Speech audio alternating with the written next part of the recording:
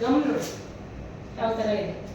Okay, ಕೈಗೆ ಅಂಟ್ಕೊಂಡ್ರೆ so ಹಾಗೆ ನಾನು ವೆಸ್ಟೀಜಲ್ಲಿ ಇರುವಂಥ ಕ್ಲೋಸ್ ಕ್ಲೋಸ್ ಆ್ಯಂಡ್ ಸೇಫ್ ಪ್ಯಾಡ್ನ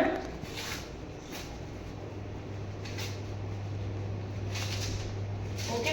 ಇದು ಕರ್ಪೂರದಿಂದ ಮಾಡಿರುವಂಥ ಮೆಟೀರಿಯಲ್. ಓಕೆನಾ,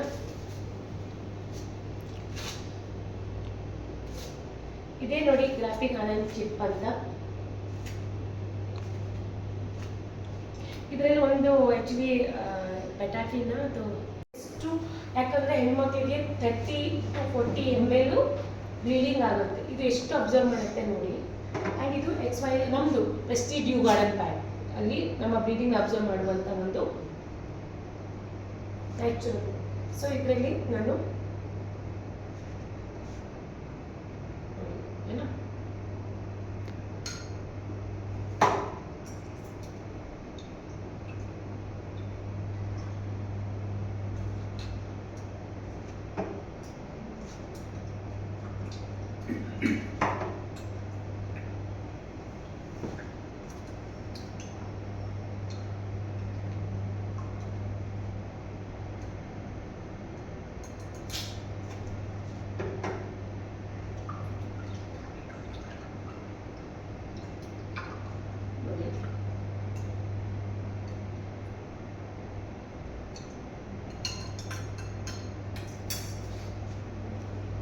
ಡಿಫ್ರೆನ್ಸ್ ಇದೆಯಾ ಇದೆಯಾ?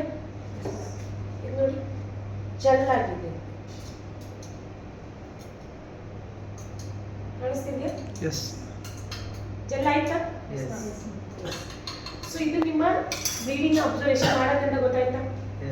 ಇದು ನೋಡಿ ಅದೇ ಸೇಮ್ ಮೆಟೀರಿಯಲ್, ಅಂದ್ರೆ ಆ ಥರ ಮೆಟೀರಿಯಲ್ಲೇ ಬಳಸಿದ್ರು, ಬಟ್ ಸ್ಟಿಲ್ ನೋಡಿ ಇದು ಪ್ಲಾಸ್ಟಿಕ್ ಅನ್ನೋದು ಗೊತ್ತಾಗ್ತಿದ್ಯಾ? ಕರಗ್ತಿದ್ಯಾ? ಅದು ನೀರು ಅಬ್ಸರ್ವ್ ಮಾಡ್ತಿದ್ಯಾ? ನೋಡಿ ಸೇಮ್ ಎರಡಕ್ಕೂ ನಾನು ನೀರು ಹಾಕಿದ್ವಿ ನೋಡಿ, ಇಷ್ಟು ಅಬ್ಸರ್ವ್ ಮಾಡ್ತಿದೆ. ಮತ್ತೆ ನೀವು ಇದು ಕಟ್ ಮಾಡಿ ನೀರಲ್ಲಿ ಹಾಕಿದ್ರು ಕೂಡ ಕರ್ಗೋಗೋದು, ಇದು ಜೆಲ್ ಆಗಿದೆ. ಸೊ ಇದು ನೋಡಿ ಜೆಲ್ ಆಗಿರೋದನ್ನ ನಾನು ಇದಕ್ಕೆ ಸಾಲ್ಟ್ ಹಾಕ್ತೀನಿ. ಯಾಕೆ ಸಾಲ್ಟ್ ಹಾಕ್ತೀನಿ ಅನ್ನೋದಕ್ಕೆ ನೀವು ನನಗೆ ಆನ್ಸರ್ ಮಾಡಬೇಕು. ಓಕೆನಾ, ನಾನು ಇದರಲ್ಲಿ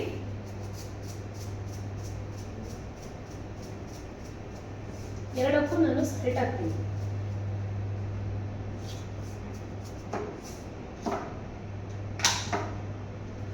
ಮಿಕ್ಸ್ ಮಾಡ್ತೀನಿ, ವಾಪಸ್ ನೀರು ಹಾಕ್ಬಿಡುತ್ತೆ ಸಾಲ್ಟ್ ಹಾಕಿ. ಎಸ್ ನೋಡಿ, ಇದು ನಾನು ಉಪ್ಪು ಹಾಕಿದ ತಕ್ಷಣನೇ ಮತ್ತೆ ಅದು ಜೆಲ್ ಇರೋದು ನೀರಾಗತ್ತೆ. ಇದಕ್ಕೂ ನಾನು ಉಪ್ಪು ಹಾಕಿದ್ದೀನಿ, ಹೌದಾ? ಇದೇನಾದ್ರೂ ಕರಗ್ತಿದ್ಯಾ? ಇದರಿಂದ ನಿಮ್ಗೆ ಏನಾಗ್ತಾ ಇತ್ತು? ನಾವು ಹೊರಗಡೆ ಎಸೆದ್ರು ನಡೀತದೆ, ನೀರು ಮಾಡಿ ನೀರು. ಓಕೆ, ಅಂದ್ರೆ ನನಗೆ ಈ ಒಂದು ಡೆಮೋದಿಂದ ನಿಮ್ಗೆ ಏನಾಗ್ತಾ ಇತ್ತು ಅಂತ ಹೇಳಿ, ನಾನು ಇದಕ್ಕೂ ಉಪ್ಪು ಹಾಕಿದ್ದೀನಿ, ಇದಕ್ಕೂ ಉಪ್ಪು ಹಾಕಿದ್ದೀನಿ, ಬಟ್ ಇದು ಜೆಲ್ ಆಗಿತ್ತು ಅಲ್ಲ, ಫುಲ್ ಅಬ್ಸರ್ವ್ ಮಾಡ್ತೀನಿ. ನೋಡಿದ್ರಲ್ಲ, ಇವಾಗ ಏನಾಗಿದೆ? ಜೆಲ್ ಇರೋದು ನೀರಾಗಿದೆ ನೋಡಿ ಅಲ್ವಾ, ಕರ್ಗೋಗಿದೆ. ಏನು ಅರ್ಥ ಆಯ್ತು ನಿಮಗೆ? ಇದು ನೇಚರಲ್ ಅಬ್ಸರ್ವ್ ಆಗುತ್ತೆ, ಇದು ಆಗಲ್ಲ. ಎಸ್, ಇವಾಗ ಎಕ್ಸಾಂಪಲ್ ನೀವೆಲ್ಲಾದ್ರೂ ಟ್ರಾವೆಲ್ ಮಾಡ್ತಿರ್ತೀರಾ, ಎಲ್ಲಾದ್ರೂ ಒಂದು ಡಸ್ಟ್ಬಿನ್ ಬಿಸಾಡ್ತೀರಾ ಅಥವಾ ಅಲ್ಲಿ ಕೆರೆನ ಬಂತ ಎಲ್ಲ ಬಿಸಾಡಿ, ಇದು ಈಸಿಯಾಗಿ ನೀರಲ್ಲಿ ಕರ್ಗೋಗೋದು. ನೀರಿರುತ್ತೆ ಕೆರೆಯಲ್ಲಿ, ಸ್ವಲ್ಪ ಸಮುದ್ರದಲ್ಲಿ ಕರ್ಗೋಗತ್ತಾ? ಬಿಕಾಸ್ ಅಂದ್ರೆ ಇದು ನೀರಲ್ಲಿ ಕೂಡ ಏನಾಗುತ್ತೆ? ಕರ್ಗೋಗತ್ತೆ. ಅರ್ಥ ಆಗ್ತಿದ್ಯಾ? ನೋಡಿ ಅಲ್ವಾ? ಆಯ್ತು, ಇದು ನೀವು ಡಿಫ್ರೆನ್ಸ್ ನೋಡ್ಬೋದು. ಸೇಫಾ? ಯೂಸ್ ಮಾಡ್ಬೋದಾ? ನಾವು ನೇಚರ್ಗೆ ಅಥವಾ ಪ್ರಪಂಚಕ್ಕೆ, ಅದು ನಮ್ಮ ಸುತ್ತಮುತ್ತಲಿರುವಂಥ ಜೀವಂತವಾಗಿರುವಂಥ ಪ್ರಾಣಿಗಳಿಗಾಗಿ, ಅದು ನಮ್ಮ ಸುತ್ತಮುತ್ತಲಿರುವ ನಮ್ಮ ಫ್ಯಾಮಿಲಿ ಮೆಂಬರ್ಸ್ಗಾಗಿ, ನಮ್ಮ ಹತ್ರ ಒಂದೊಂದು ಊಟ ಕೊಡೋಕ್ಕಾಗಿಲ್ಲ ಅಂದರೆ ನಾವು ಬಳಸೋ ಪ್ರಾಡಕ್ಟಿಂದ ಅದನ್ನ ಸೇವ್ ಮಾಡಬೇಕು, ಯೂಸ್ ಮಾಡೋ ಪ್ರಾಡಕ್ಟಿಂದ, ಹೌದಲ್ಲ? ಸೊ ಇದು ಮೇನ್ ಇಂಪಾರ್ಟೆಂಟ್. ಸೊ ಇದಕ್ಕೆ ನಾನು ಒಂದು ಇದು ಸೊಲ್ಯೂಷನ್, ಇದು ಒಂದು ಲಿಕ್ವಿಡ್ ಆಯ್ತಾ, ಕೆಮಿಕಲ್ ಲಿಕ್ವಿಡ್ ಬೆಟೈಡಿನ್.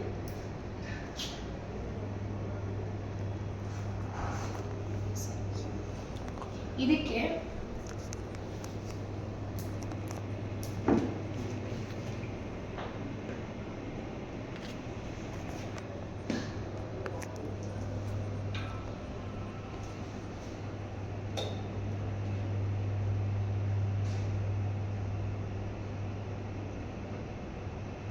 ನಾನು ಹಾಕ್ತೀನಿ.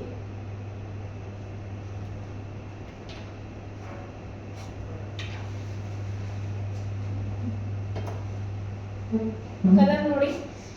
ಓಕೆ, ಇದಕ್ಕೆ ನಮ್ಮ ವೆಸ್ಟೀಜ್, ನಾನು ಮೊದಲೇ ಕ್ರಾಫ್ಟಿಂಗ್ ಆನ್ ಚಿಪ್ ಬಗ್ಗೆ ಮಾತಾಡಿದ್ದೆ ಗೊತ್ತಲ್ವಾ? ಇದನ್ನ ಇದರಲ್ಲಿ ಹಾಕ್ತೀನಿ.